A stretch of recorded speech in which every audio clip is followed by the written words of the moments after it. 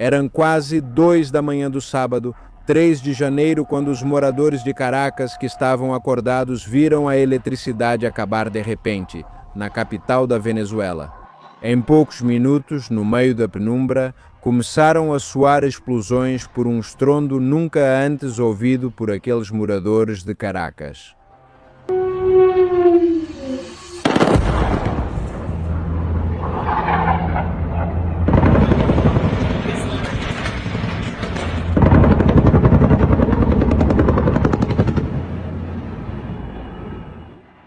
As Forças Armadas dos Estados Unidos da América estavam bombardeando a cidade de Caracas.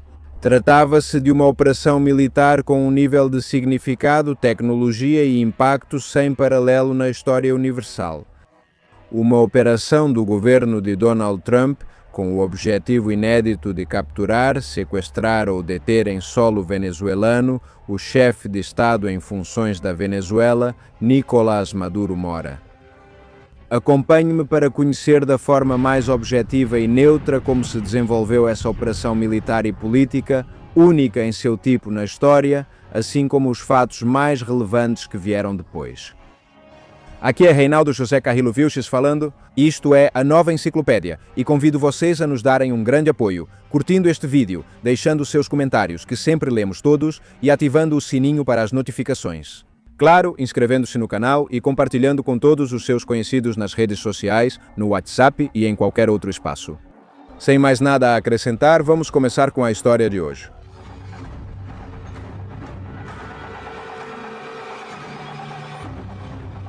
Os governos da Venezuela e dos Estados Unidos mantêm, há mais de 2 séculos, uma relação ambivalente e complexa. A relação que se forma entre um hegemon imperial que se tornou a primeira potência mundial e uma nação muito menor, mas dinâmica, rica em recursos e com as maiores reservas de petróleo do mundo.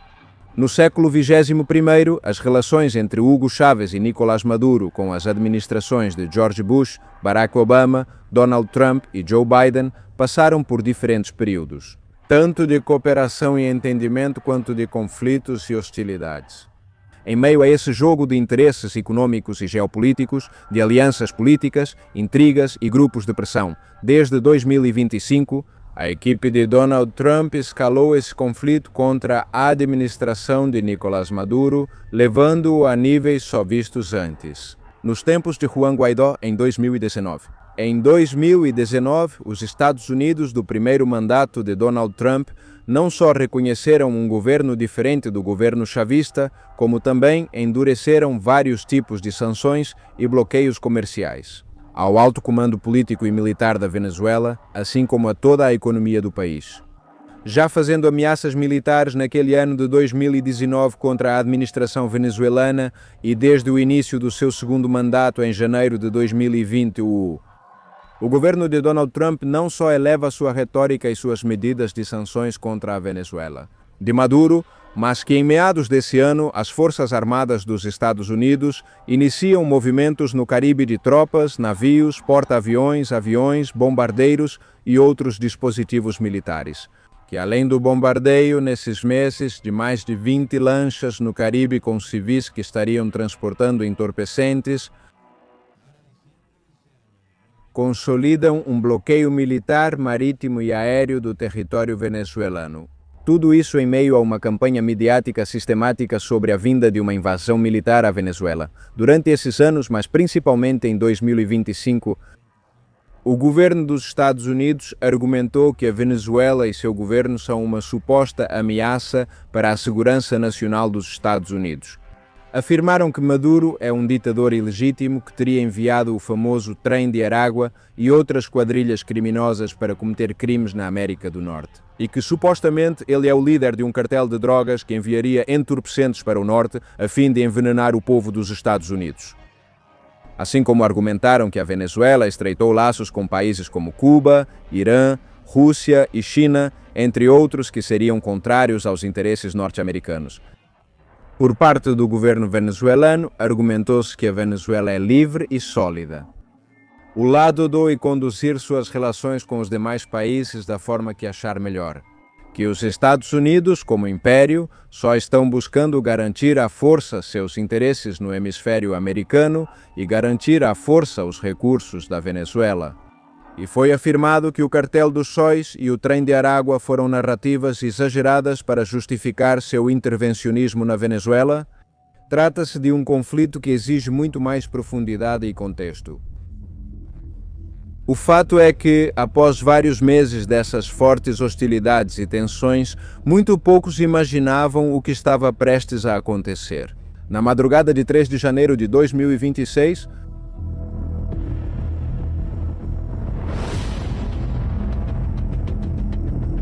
são vários os detalhes e dados que não foram e talvez nunca serão esclarecidos. Mas com base nas declarações e informações fornecidas até o momento, estima-se o seguinte: durante meses foi planejado o que depois seria chamado de Operação Resolução Absoluta, aprovação oficial, que vem da Sala de Operações. Junto com Marco Rubio, secretário de Estado, Peter Hegseth, secretário de Guerra, e John Hacktifel, chefe da CIA, em sua residência em Mar-a-Lago. Para a operação, estavam preparadas e seriam utilizadas mais de 150 aeronaves do mais alto nível tecnológico que, uma vez dada a ordem de execução, partem de mais de 20 bases aéreas e marítimas em diferentes localidades. Porto Rico, Nova York e o porta-aviões USS Gerald Ford, posicionado no Mar do Caribe, assim como outras bases em Nevada, Texas, Flórida, Porto Rico e outras mais. À medida que se aproxima às 2 da manhã, as aeronaves americanas decolam. Entre as aeronaves que decolam estão caças de quinta geração F-20 e 2 Raptor e caças F-35 para superioridade aérea e neutralização de radares. Caças F-18 Super Hornet para apoio aéreo tático. Bombardeiros B-1 para atacar infraestrutura. Aviões EA-18G de guerra eletrônica para bloqueio de radares e outras funções, assim como vários drones e helicópteros.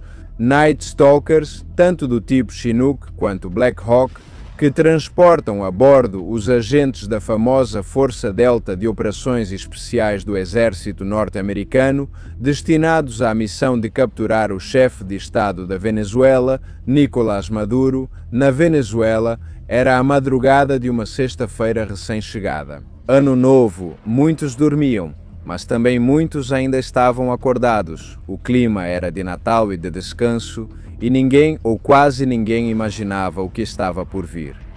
Esses helicópteros de combate Night Stalkers são os primeiros a se mobilizar. Eles decolam antes das 2 da manhã do sábado, 3 de janeiro, a uma altura de apenas 30 metros acima do nível do mar, sobrevoando o Mar do Caribe, aproximando-se da costa venezuelana. Mas antes que esses helicópteros entrem em Caracas, eles serão apoiados por caças e bombardeiros, que, em primeiro lugar, por meio dos aviões de guerra eletrônica, teriam bloqueado e neutralizado os sensores dos principais radares do sistema de defesa das Forças Armadas da Venezuela. Desde o norte do país, às 2 da madrugada, começam os primeiros bombardeios de forma simultânea sobre pontos estratégicos da Venezuela. Por um lado, projéteis, mísseis e ou bombas atingem e desabilitam subestações elétricas, como a subestação de Santa Teresa, em Miranda, uma estação elétrica-chave nesse setor, que, somado a ataques cibernéticos e desaturação por meio do uso de micro-ondas, fazem colapsar parte do sistema elétrico de Caracas, deixando os habitantes sem luz, que imediatamente começaram a ouvir as explosões.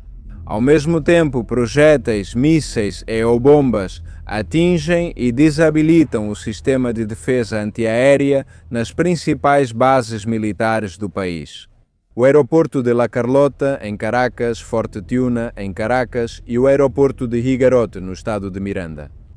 Lá são destruídos transportadores de mísseis Buk M2E e radares móveis do exército venezuelano, assim como outros pontos dessas instalações militares. De forma simultânea a tudo isso, nesses mesmos minutos, as Forças Armadas dos Estados Unidos também bombardeiam o Morro El Volcán, onde estavam várias antenas de telecomunicações que eram fundamentais nessa região e que são destruídas. Ao mesmo tempo, em paralelo, são bombardeados o porto de La Guaira e a base naval da Meseta de Mamo, também em La Guaira. Assim como são disparados projéteis nas proximidades do quartel da montanha e em algumas áreas de Charalave, Baruta e El Atilo. Esses ataques militares dos Estados Unidos na Venezuela deixam, de imediato, aproximadamente 8 civis mortos que estavam fora das zonas militares. Entre eles, Joana Sierra, de 45 anos, moradora de La Bolera, e Rosa Gonçalves, de 80 anos, moradora de La Guaira, além de terem destruído várias residências civis nesses setores. Segundo testemunhos sobre mísseis guiados e velozes e algumas fotografias, foi possível identificar 4 tipos de projéteis utilizados durante a operação. Mísseis Hellfire, AGM-114 e AGM-158 foguetes Hydra 70 e bombas, JDAM GBU-3 1138. Mas enquanto tudo isso acontecia, a missão principal, que era a captura, sequestro ou detenção do mandatário Nicolás Maduro, estava em andamento.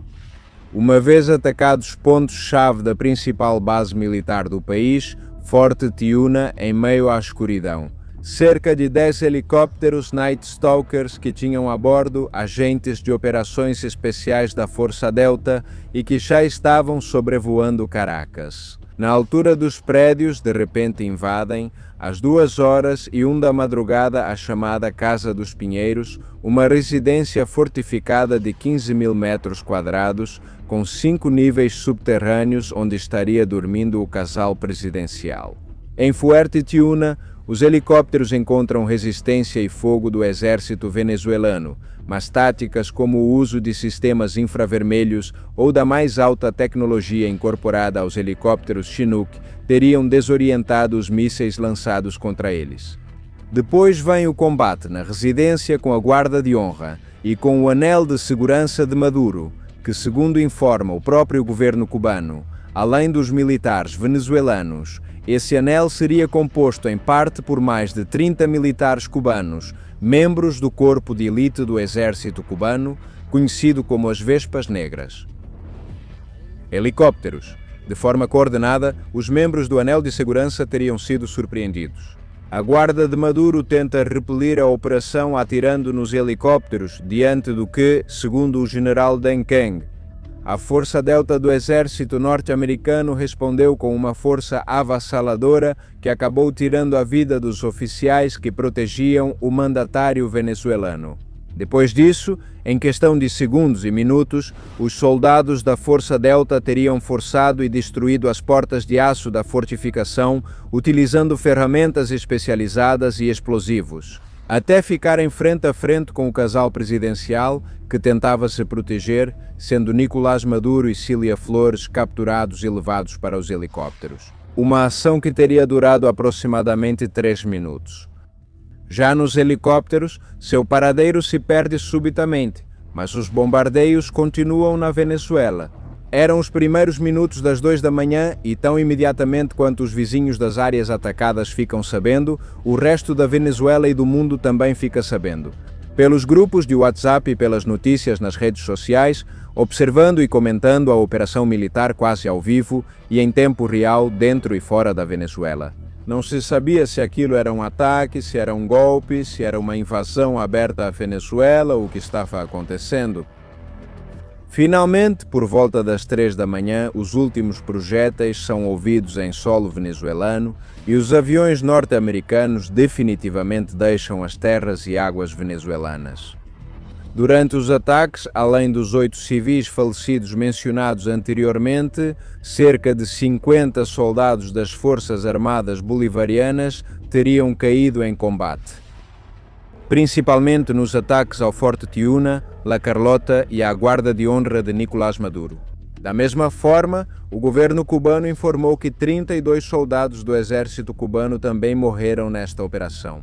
Uma névoa cinza com cheiro de pólvora cobre as paróquias de Caracas, dando lugar a um silêncio denso na população, que se estenderia no horizonte por um bom tempo ainda. Eram horas de temor e incerteza, mas também de calma e de lucidez. A capital estava sem luz e sem sinal de telefone.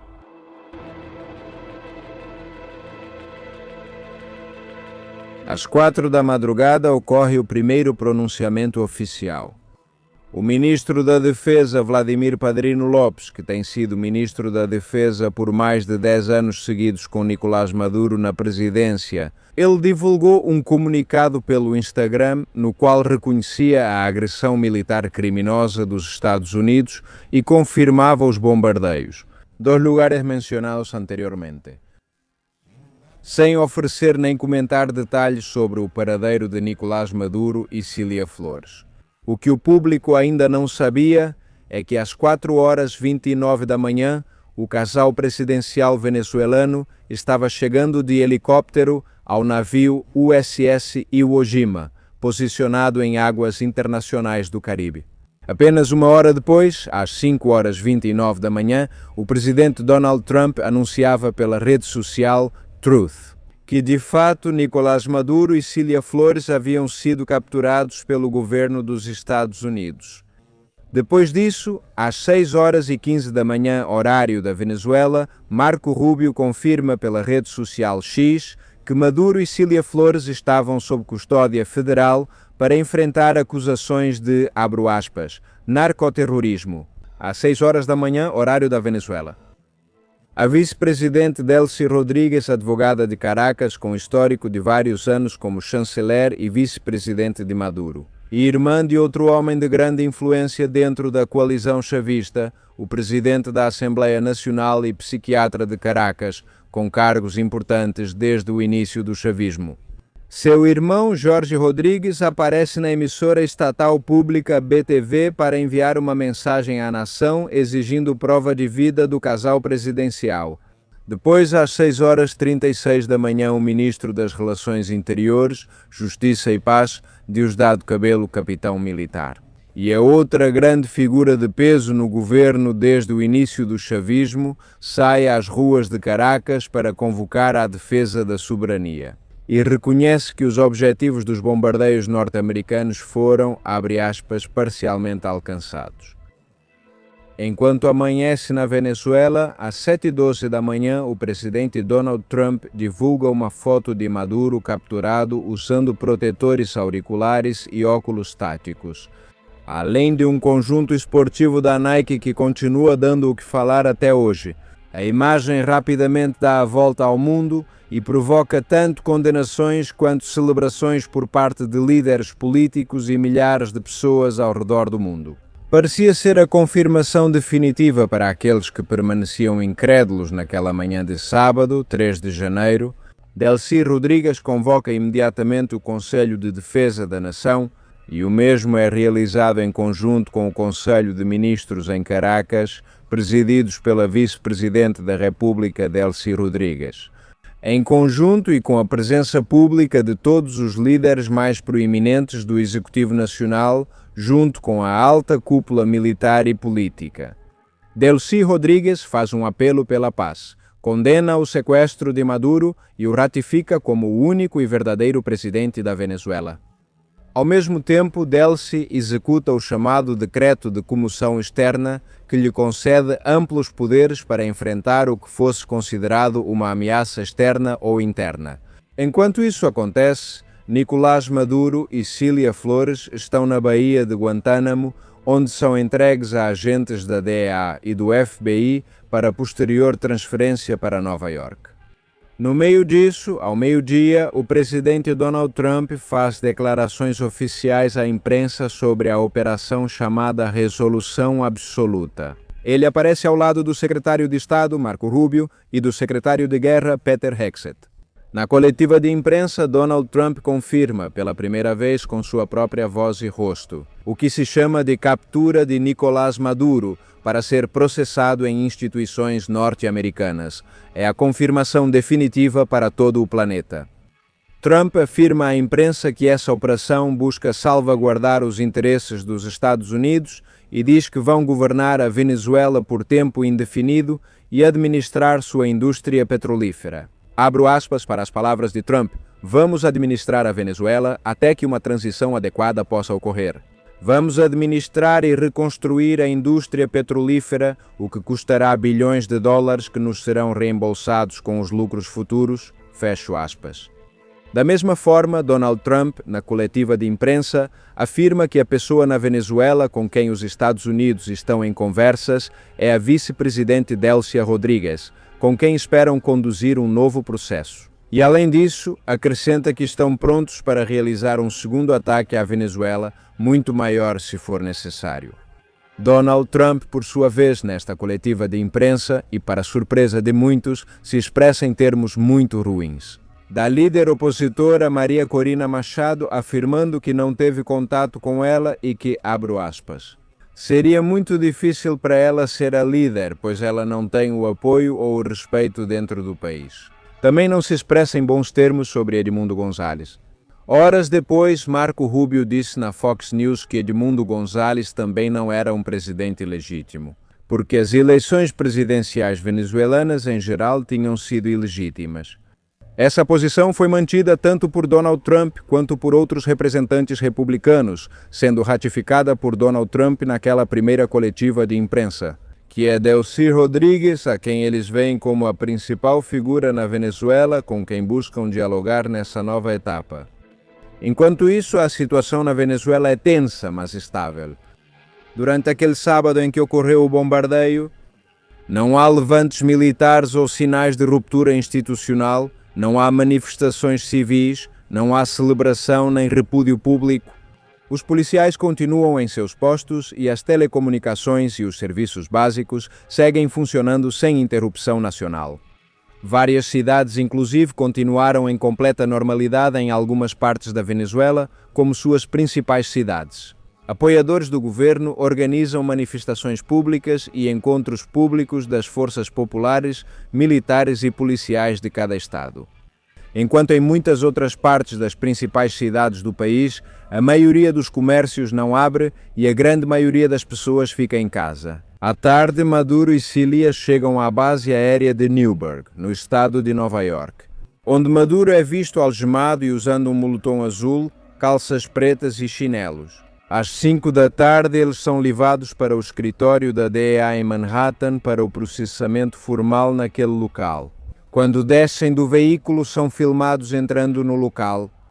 Maduro, a princípio, parece estar com dor, mas depois, com um sorriso, cumprimenta várias pessoas presentes e deseja, em inglês, boa noite e feliz ano novo. Depois, ele chega a ser fotografado com vários agentes da DEA, sorrindo e com os polegares para cima após sua chegada à DEA.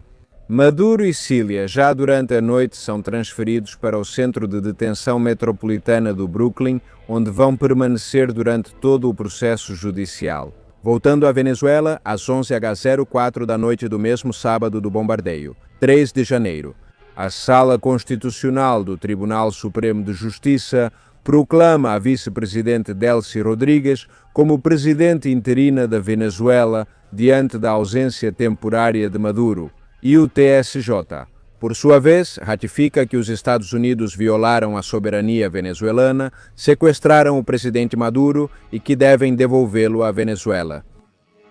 Essa proclamação e os fatos e declarações de ambos os governos nos dias posteriores à operação militar ratificaram a continuidade do Estado e do governo chavista, com os mesmos atores no poder e com Delcy Rodrigues como nova presidente, oficialmente reconhecida como interlocutora pela Casa Branca. A oposição de Maria Corina não é considerada por Washington.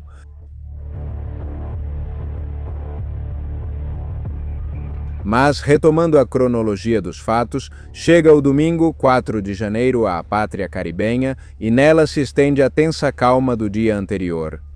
Dentro da Venezuela, o governo realiza manifestações públicas, com seus apoiadores pedindo a devolução de Nicolás Maduro e Cilia Flores à Venezuela.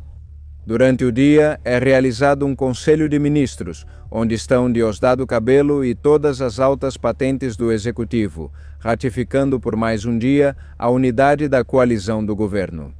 O Conselho é presidido por Delcy Rodrigues, que após a reunião, à noite, envia pelas redes sociais uma mensagem convidando os Estados Unidos para uma relação de cooperação, trabalho em paz e prosperidade mútua. Chega o dia 5 de janeiro, 2 dias após a operação militar, e acaba sendo um dia muito movimentado na Venezuela. Pela manhã, como estava previsto, é instalada a nova Assembleia Nacional para o período de 2026 a 2031 e é Jorge Rodrigues, irmão da nova presidenta Delcy Rodrigues, quem é reeleito como presidente deste órgão legislativo para o novo período de 2026-2027. Instalada a nova Assembleia, seu primeiro ato é empossar Delcy Rodrigues Gomes como presidenta interina da Venezuela, ratificando mais uma vez a continuidade institucional na Venezuela e a ausência de rupturas. Além do fato de que há mais de 2 dias havia sido capturado o primeiro chefe de Estado. Nessas mesmas horas, a Donald Trump, a imprensa pergunta se ele pensa em realizar eleições na Venezuela e libertar os presos políticos.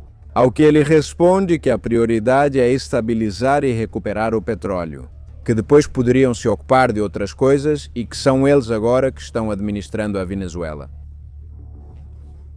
Por ser incerta, já que o controle institucional e territorial da Venezuela atualmente continua nas mãos diretas do governo chavista, enquanto isso, nos Estados Unidos, às 11 da manhã, Maduro e Cilia comparecem à primeira audiência no Tribunal Federal do Distrito Sul de Nova York. Nela, Maduro entra novamente sorrindo e cumprimentando, desejando feliz ano novo e bom dia. Durante a audiência, ele olhava e fazia contato visual com todos os presentes na sala e tomava notas constantemente. Esta audiência preliminar serve apenas para fazer a acusação formal e saber como os acusados se declaram inocentes ou culpados. Ela é presidida pelo juiz Alvin Hellerstein, que lê as acusações imputadas a cada um. Na acusação, Maduro é acusado de conspiração por narcoterrorismo, conspiração para importar cocaína, posse de metralhadoras e dispositivos destrutivos e conspiração para possuir metralhadoras e dispositivos destrutivos. A Cilia é acusada dos mesmos crimes, exceto o de conspiração por narcoterrorismo. Maduro e Cilia são assistidos pelos advogados Barry Pollack, famoso por ter representado Julian Assange em seu caso de grande repercussão, e Mark Donnelly, que é especialista em crimes financeiros. Minutos depois de Maduro entrar na audiência com os pés algemados, cheia de testemunhas e jornalistas, o juiz chega à sala e, como primeiro passo protocolar para iniciar os procedimentos, ele pergunta se ele era Nicolás Maduro para verificar sua identidade, ao que ele responde: "Eu sou Nicolás Maduro Moros, presidente da República Bolivariana da Venezuela. Continuo sendo presidente do meu país, estou aqui, sequestrado desde 3 de janeiro enquanto o tradutor traduzia." O juiz dos Estados Unidos diz a Maduro que só era necessário confirmar sua identidade, ao que Maduro responde: "Sim, sou eu. Sou o presidente da Venezuela. Fui capturado na minha casa em Caracas, em uma intervenção militar ilegal. Eu me considero um prisioneiro de guerra e sigo os acordos de Genebra." Fecha aspas. Tanto Maduro quanto Cilia, na audiência, se declaram não culpados e inocentes ao terminar essa audiência preliminar. Um venezuelano entre as testemunhas se levanta e grita para Maduro: "Você é um criminoso e vai pagar pelos seus crimes contra o povo venezuelano." Maduro se vira, olha para ele e responde em voz alta: "Eu sou o presidente da Venezuela e, por Deus, você vai me ver sair em liberdade." O juiz Alvin Hellerstein marcou a próxima audiência para o dia 17 de março, onde durante o processo deverão continuar sendo apresentadas as provas e as defesas correspondentes a cada um dos casos. Um julgamento que pode durar pelo menos até o ano de 2027, a 6 dias do bombardeio da capital da Venezuela pelo exército norte-americano e a captura do seu chefe de Estado junto com sua esposa, uma operação sem precedentes na história militar. Não houve rupturas sociais nem políticas na nação venezuelana. Delcy Rodrigues foi reconhecida por todos os poderes, o Estado venezuelano e a sociedade civil continuaram suas atividades, a alta cúpula política e militar se manteve unificada. E diversos porta-vozes nos Estados Unidos não só reconheceram Delcy Rodrigues como a interlocutora com quem apostam conduzir esse novo processo, mas também afirmaram, como o próprio Donald Trump e Marco Rubio, que a prioridade, por enquanto, na Venezuela não são eleições ou uma transição, mas sim, em suas próprias palavras. Primeiro, um processo de estabilização e depois um processo de recuperação, além da continuidade institucional do governo chavista, que se manteve desde os ataques. Parece sim ter ocorrido uma mudança substancial na relação dos Estados Unidos com a Venezuela. Os Estados Unidos, após esse ataque militar e também se apoiando no bloqueio militar do comércio de petróleo venezuelano, levantaram abertamente as bandeiras da doutrina Monroe. E os líderes do governo não só declararam publicamente, mas também tomaram medidas concretas para que as grandes companhias petrolíferas norte-americanas voltem a ter o protagonismo, se não o controle, da indústria petrolífera venezuelana. Somado ao anúncio de novos tratados nos quais, supostamente, agora a Venezuela deverá importar muitos ou todos os seus produtos dos Estados Unidos. É a história em pleno desenvolvimento. Nada vai voltar a ser igual para os venezuelanos depois deste 3 de janeiro, nem para aqueles que de dentro ou do exterior iam ficando sabendo de tudo, e muito menos para aqueles que em Caracas, La Guaira ou Higuerote ouviram o rugido dos mísseis e das bombas caindo. Um evento que provocou as emoções mais fortes, um evento que vai deixar feridas e marcas para sempre na consciência nacional. E que abre uma nova etapa onde nada pode ser descartado, mas que muitos esperam que possa trazer o melhor para a Venezuela. Muito obrigado a todos por terem assistido a este vídeo. Lembro que vocês nos dão um grande apoio, deixando seus comentários, dando like, se inscrevendo no canal, compartilhando o vídeo com todos os seus conhecidos e ativando o sininho para receber as notificações. Quem falou com vocês foi Reinaldo José Carrillo Vilches, isto é, a Nova Enciclopédia. Como sempre, agradecemos todo o seu apoio e muitas bênçãos para todos.